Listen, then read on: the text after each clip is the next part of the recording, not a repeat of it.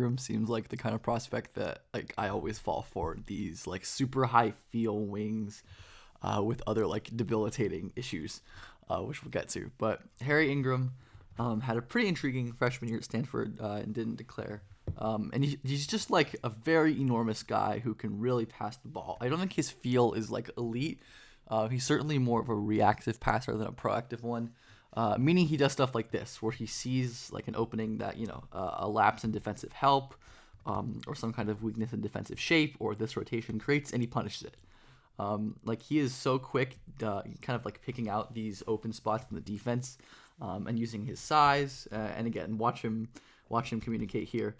Point to the open man, and eventually his team gets a wide open shot. But these kind of like looking over the defense, easy-ish skips are always cool. Again, like there's just too many defenders here, and this guy's playing way too deep. So Ingram uses his height to fire it over this contest.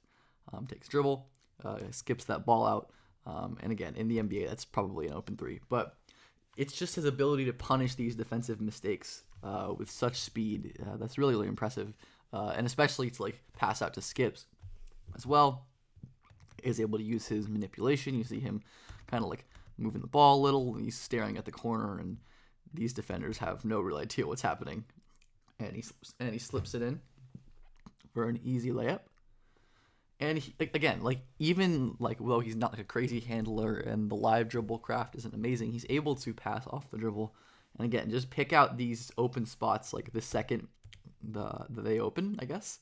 You see Kendall Brown like kind of ignore this cutter, presumably because he's passing him off to this help defender, and just whatever Baylor's scheme. But Ingram's so quick with this read and this delivery on the move that he's able to punish that rotation before it can get there. So like simple stuff like that is what Harry really excels at. And while it's not like game-breaking stuff that you need from like a primary initiator like Cade or something, this is the kind of like in-scheme connective passing that can be really valuable next to a guy who can really create advantages and score.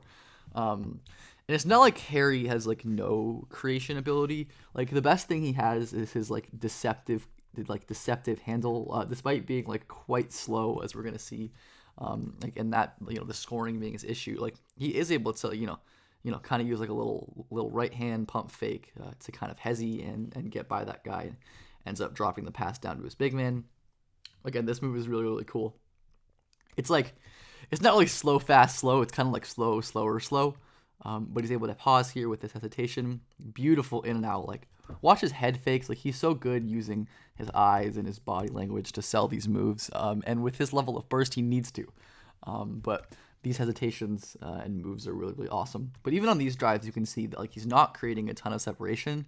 And when he gets to the rim, finishing is often a challenge because despite how large he is, he just really struggles to finish due to his lack of vertical leaping. And he's not like the most dynamic passer in these situations where he's going up for a shot or like in this kind of read shot or pass situation. He's better in like the static flow of the offense kind of stuff that we saw before. And like, a lot of these plays end in pretty difficult attempts at the rim. Like even in his buckets, like he just looks very slow to my eye. Like the amount of speed he's playing at. And like, there is some like deliberate slowness to his game. I think it's probably more that he just really doesn't have that that second gear, which is again a big issue with his scoring and his lack of vertical athleticism and general space creation. A lot of his scoring at the college level is like big S because he is like 6'8", and this stuff works at the college level where you see another nice little hesitation to beat this big baseline initially, but he can't really create enough separation.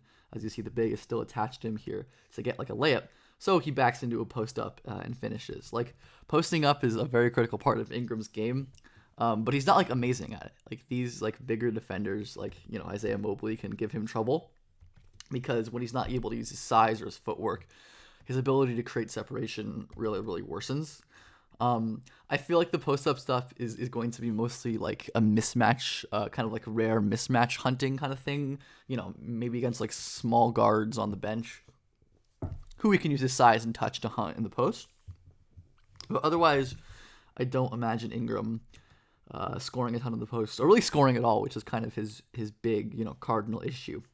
And in a lot of ways, Like it really is just like he can like kind of score in these intermediate areas when he gets there, but you can just see how little separation he's able to create on this initial cross. Even though he kind of wins, like this defender stays attached to his hip, and he's able to use his kind of size and a little stop there to score there. But in the NBA, when the defense gets better and when the guards get quicker, and when players are able to slide in front right here and not even allow him to touch paint as well, what happens then is Ingram going to be able to react off the fly and make passes, or create his own shot in some other way? And those are going to be the big questions that he has to ask if he's going to stick in the NBA.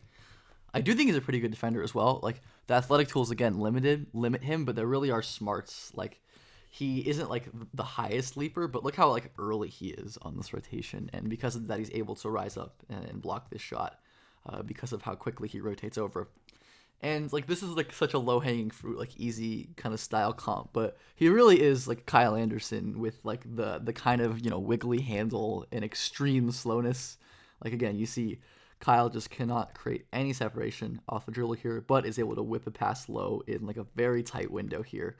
And again, I mean, like this reminds me of a lot of the stuff Ingram is doing, like really not creating a ton of space off the dribble, but is able to maybe use his handle to create a little window, or to use his passing to find a tight window that other guys might not be able to. I don't think Ingram's like as high feel as a guy like Kyle Anderson generally, but I think you see a similar path there for Ingram as a guy who is used as maybe like a ancillary ball handler on a bench offense or in a secondary offense, and is able to use his kind of passing to punish defensive mistakes. And maybe he can find some scoring prowess. He isn't a very good shooter, so being able to be consistent just on spot ups would be really useful for him to stay on the floor.